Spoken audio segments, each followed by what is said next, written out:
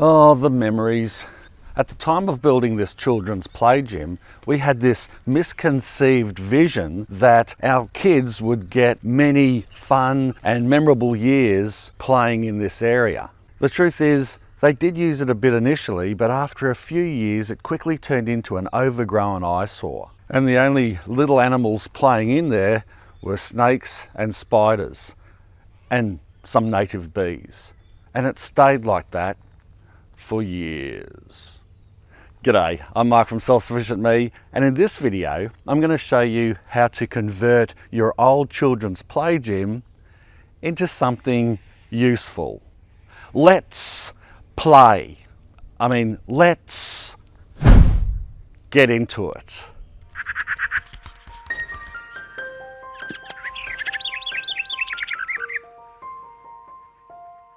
Over the years, I had considered converting this play gym area into a chicken coop.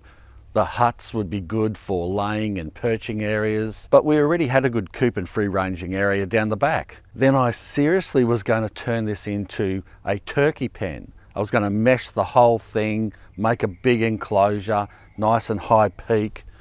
But then when I started researching, I found that turkeys were more susceptible to disease than hens. They needed more space, so I went cold turkey on that idea. I thought about a plant nursery, but it's too shady. In the early days, I trialled some raised garden beds along the side here. Part of the idea was to use these raised beds as a boundary for the play gym area. However, the shade impeded cropping, and the possums used the trees as easy access and kept eating the seedlings. So eventually I went through the trouble of moving the raised beds away from there and put them in the centre of our backyard. And this helped tremendously to deter the possums because they don't like being exposed. They don't like going across open ground or staying in open ground. They like to be close to trees. And of course, if you've got a dog or dogs, well, that's even an extra deterrent. Speaking of raised beds, I just want to quickly mention a special deal for Memorial Day in the USA coming up. Hashtag not sponsored, but you might know that I'm a veteran myself, and I'm also good mates with Kevin from Epic Gardening.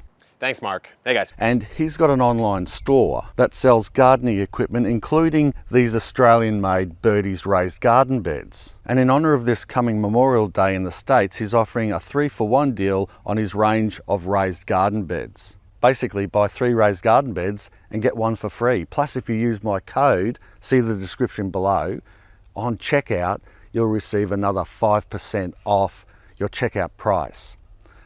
Sound like a real salesman now, don't I? Look, this helps, I get a bit of a kickback, so it helps my channel and it helps me to keep creating content for you guys. It gives you a good deal, and of course it gives Kevin a sale. And Kevin has done a lot for the online gardening community. He puts out a lot of free content that we all love consuming. He's a nice fella, so I just thought that I'd help him out in this video on a really important sort of day leading up to Memorial Day. Anyway, back to the play gym. In hindsight, I should have future-proofed this play gym build and made it for a secondary use in mind. Something like an open-ended shed or barn, so that we could put maybe a play pit inside, some sand pits, a plastic play gym type setup, something that could be easily removed and converted within minutes to a nice big storage area. But sadly, I didn't think of that. I was using our shed either inside or this concreted area out the back here for storing all our outdoor gardening equipment and supplies. And it was annoying me because a lot of this stuff like wire, reclaimed wood, trellising, bricks and stakes take up a lot of space and are awkward to get out of a closed area when needed. Plus, these items were crowding out my working and growing area and cluttering up the space that was needed. Crikey, there's a nice big snake just there. Looks very happy. Cluttering up the shed and all that. Now I can't think of what I was going to say, but yeah, it was, he should be fine. That's obviously a nice warm spot. But all this stuff was taking up, not the snake, was taking up space inside the shed unnecessarily when it could be used, or is supposed to be used, for things that need to be out of the weather, like mowers and tools and that type of stuff. So obviously I'm now using this old play gym as an outdoor storage area. It has easy access to the garden and it wasn't being utilised, except for our native bees here. This has been a nice little home for them for years and they just love it here. Plus they've got easy access to the garden as well. And I probably should also mention that I have been informally using this area for several years as a storage for these long pieces of decking timber that we got from our renovations. But now it's a formal outdoor storage area, making use of the existing structure, which is in surprisingly good condition and gives a place for supplies to be held up off the ground and some limited protection from the elements. The snake has gone underneath the pallet here, so hopefully he won't attack me. I'm sure he won't. But for the ground storage area, what I did is I laid some of this recycled plastic down on the ground so that, of course, the grass wouldn't be coming through. And then on top of the plastic and around the side here, I placed these outdoor galvanized storage boxes that are made from galvanized mesh panels, simply zip tied together. For someone like me who is DIY challenged, zip ties are your best friend. I also zip tied the boxes to the play gym area for extra stability. And this is where I put all our stakes, larger ones in here, the smaller garden stakes just hanging off the edge there. It's a good spot for them. And around the front here, I've just laid down some old pallets, and this is where I'm storing some of the chunky wood and also posts and a literal ton of bricks that were left over from our renovations. Well, you know, bricks, they always come in handy, don't they? Inside this little hut, I screwed on some old decking boards to make a storage area for our smoking and cooking wood. Prunings of olive and mango trees are excellent for adding some smoky flavour when grilling, and with the cost of energy only getting worse, having some free fuel made from your own property is a big savings. On this side here, I've stacked up some polystyrene boxes. These were given to me from a friend of ours. They're light and lazy. Make your own meals. And, well, they're good. Repurpose them, use them for growing veggies in them. They're well insulated and they're free containers. Why not? And talking about growing, you could even use this space as a work area for, say, making up seedlings for the new growing season.